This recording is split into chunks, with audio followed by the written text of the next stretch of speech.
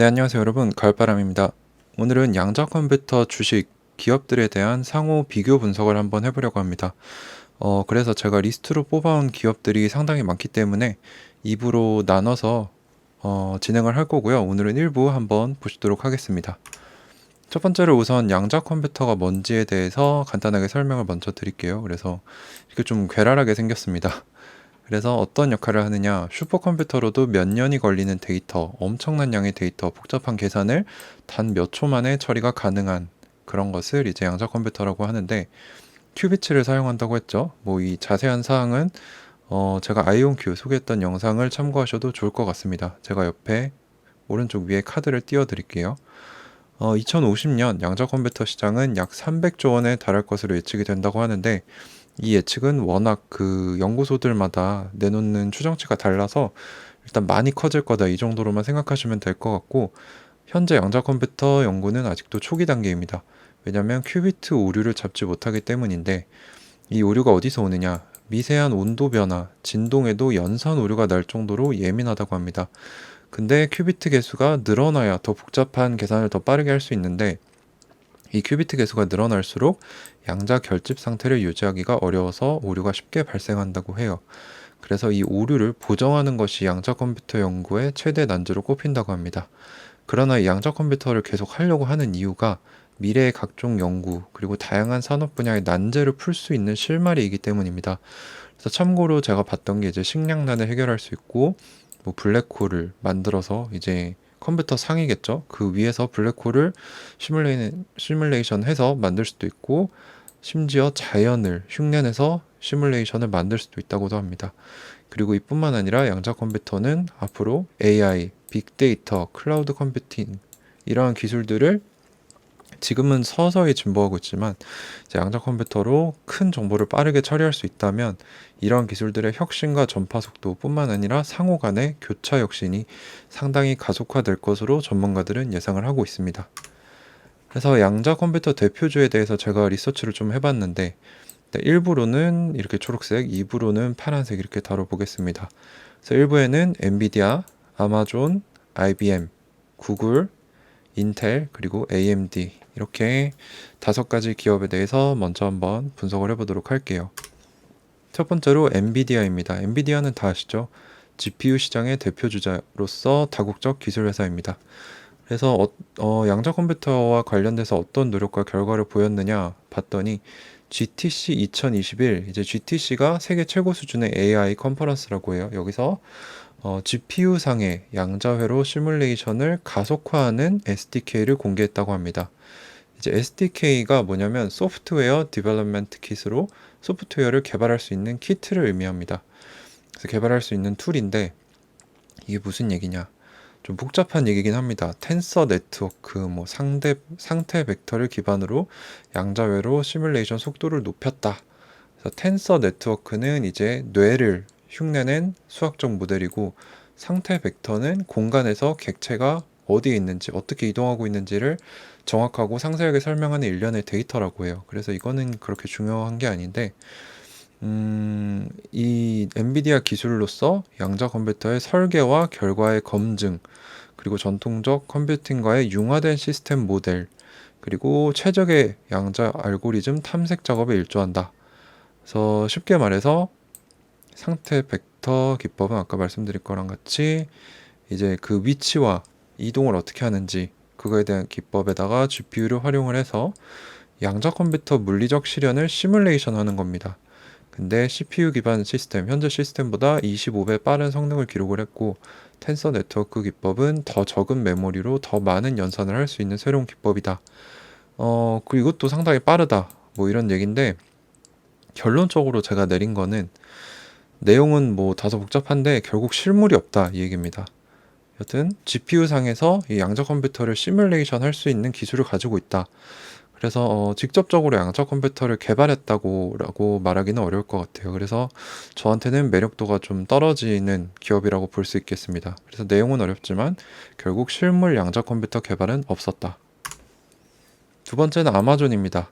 자, 아마존은 세계에서 가장 큰 온라인 마켓플레이스를 가지고 있고, 그러한 또 기술력을 가지고 있는 회사입니다. 그래서 AI와 클라우드 컴퓨팅 서비스에서도 두각을 나타내고 있는데, 현재 아마존 브라켓이라는 이런 플랫폼 서비스를 제공을 하고 있는데, 이게 뭐냐면 연구원 개발자가 잠재적인 어플리케이션을 탐구하고 현행 양자 컴퓨팅 기술을 평가할 수 있게 해주는 양자 컴퓨팅 서비스다. 이것도 말이 좀 어려워요. 그래서 쉽게 풀어보면은 양자 알고리즘 설계, 시뮬레이션, 양자 컴퓨터에서 테스트, 다양한 양자 컴퓨터 하드웨어 유형에서 실행할 수 있는 개발 환경을 제공한다. 앞에 거랑 조금 비슷하죠? 그래서 어떤 걸 사용하냐? 제가 2부에서 설명드릴 D-Wave의 양자 하드웨어, 그 아이온큐, 우리의 관심사인 아이온큐의 이온 트랩 디바이스 또는 리케티의 초전도 큐비트 기반 시스템의 액세스가 가능하다. 그래서 실제로 쓰는 거 아니고 이게 가상으로 또는 간접적으로 이러한 양자 컴퓨팅 환경에 접근을 해서 경험할 수 있다는 거죠. 프로그래밍 방법을. 그래서 사전에 설치된 개발자 도구, 샘플 알고리즘, 자습서를 갖춘 노트북을 제공받을 수 있다. 그래서 엔비디아와 마찬가지로 실물보다는 시뮬레이션, 간접 체험 위주이기 때문에 역시 양자 컴퓨팅에 직접 투자하고자 하는 저한테는 조금 매력이 떨어진다고 볼 수 있겠습니다. 세 번째는 유명한 IBM입니다. 그래서 실제로 IBM Q 시스템 1이라는 이 Q라는 이름을 가지고 있는 20큐비츠의 양자 컴퓨터 제품을 내보였습니다. 이 그림인데요. 되게 특이하게 생겼죠. 2021년 10월 현재 65큐비츠 수준에 도달을 했는데 양자 상태로 오래 유지하기가 어렵고 에러가 많은 상태라고 합니다. 그래서 차후 목표는 2023년까지 1000큐비츠, 2030년까지 100만 큐비츠까지 출시 계획이라고 하는데 현실성이 있는지는 잘 모르겠습니다. 그래서 어떤 기술을 쓰냐면 초전도 물질을 사용하는 큐비트를 기반으로 하기 때문에 아이온큐의 이온 트랩 방식보다 에러가 상대적으로 많다고 평가를 내리고 있더라고요, 전문가들이. 그래서 Super Conducting Transmon Qubit, 이게 초전도 물질로 만든 큐비트인데 이 물리적인 큐비트를 사용하는데 실리콘 기판에 패턴화된 니오뷴, 알루미늄과 같은 초전도 물질로 만들어집니다. 근데 위에서 말씀드렸다시피 오류 확률을 낮추기 위해서는 저소음, 극도로 차가운 온도가 유지가 되어야 하기 때문에 수일간 목표 온도로 시스템을 냉각시켜야 한다는 단점을 가지고 있습니다.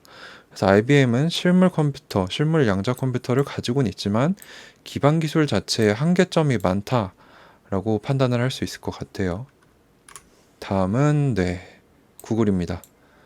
2019년 양자 우월성을 달성했다는 보고서, 이제 실험 보고서를 내놨는데 이게 뭐냐면은 슈퍼컴퓨터로 10,000년 이상 소요될 계산을 53큐비츠로 구성된 양자 프로세서인 시카모어로 단 3분 만에 해결했다고 합니다. 근데 이게 의의가 상당히 큰 게 이론으로만 이제 양자 컴퓨터가 우월하다, 기존 컴퓨터보다 우월하다는 얘기가 나왔는데 실제 시험으로 처음 이 양자 컴퓨터의 우월성을 내보인 유일한 케이스라고 합니다.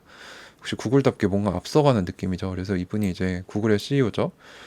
그래서 이 양자 컴퓨터 옆에서 폼 잡고 있는 사진인데, 근데 이 실험에 대해서 IBM이 반박하고 있고 에러 커렉팅 코드가 미적용되었기 때문에 논란이 있었지만 양자 컴퓨터를 뭔가 실용적으로 계속 활용하려는 모습과 70여 명의 전담 연구 인력이 매년 뚜렷한 성과를 내고 있고, 또 보니까 이런 양자 컴퓨터 알고리즘, 언어를 사용해서 개발자들이 모여서 이렇게 커뮤니티를 할 수 있는 그런 커뮤니티를 형성해 놨더라고요.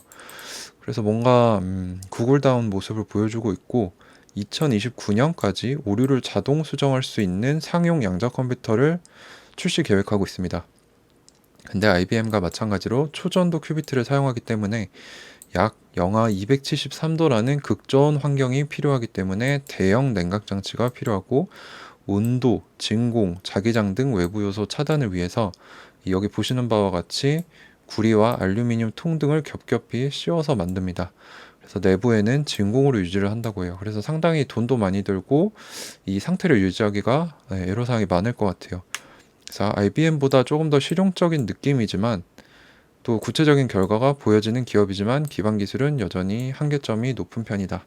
그래서 뒤에도 제가 말씀드리겠지만 아이온큐의 기술은 상온에서도 사용이 가능하기 때문에 이제 비교했을 때 구글이나 IBM의 이런 초전도 물질을 사용한 기반 기술이 조금 더 제가 보기에는 매력이 떨어진다, 이 결론을 나중에 또 말씀을 드릴 것 같아요.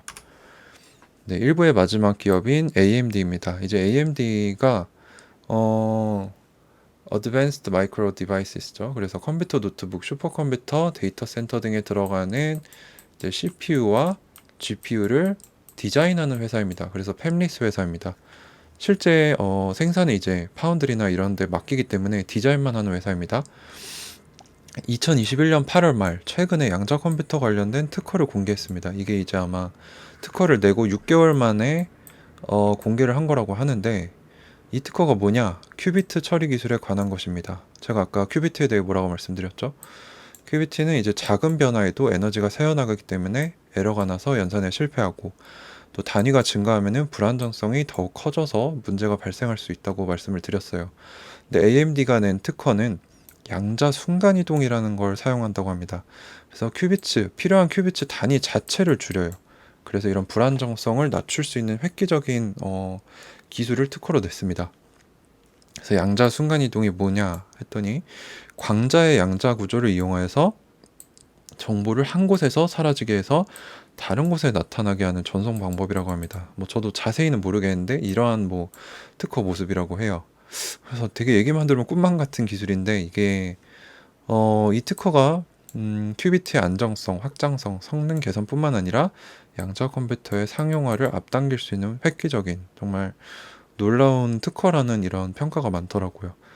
그래서 요거는 제가 안 지운 것 같은데 요거는 무시하시면 될 것 같고, 그래서 AMD는 실제 양자 컴퓨터 실물 개발보다는 양자 컴퓨터에 쓰일 유용한 특허를 출원을 했다.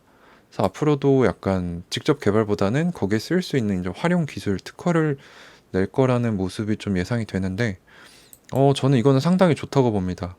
이거를 통해서 이제 제가 투자하고 있는 아이온큐에도 상용화에 큰 도움이 될 수 있겠죠. 그리고 이런 양자 컴퓨터에 앞서가는 기업들과 제휴를 해서 이런 특허를 또 나눠주고 로열티를 받을 수도 있기 때문에, AMD 역시 이 양자 컴퓨팅에 투자한다면 한번 고려해 볼 수 있지 않을까라는 생각이 들었네요. 네, 그래서 간단하게 일단 1부 설명드렸고, 2부에서 이제 아까 말씀드렸던 여기 있죠. 이제 2부에는 마이크로소프트부터 시작해서 아마 미국 개미들 뿐만 아니라 한국 개미들이 가장 궁금해하시는 D-Wave, 리게티, 허니웰, 그리고 마지막으로 우리의 투자, 우리의 대망의 아이온큐의 기술에 대해서도 설명을 드리겠습니다. 네, 그래서 짧은 영상이지만 제가 상당히 이제 리서치도 많이 했고, 상당히 흥미롭고 재밌는 사실들을 많이 배웠던 것 같습니다. 그래서 영상이 유익하셨다면 좋았을 것 같고, 네, 오늘은 이 영상 여기서 마치도록 하겠습니다. 2부도 기대해 주세요. 감사합니다. 가을바람이었습니다.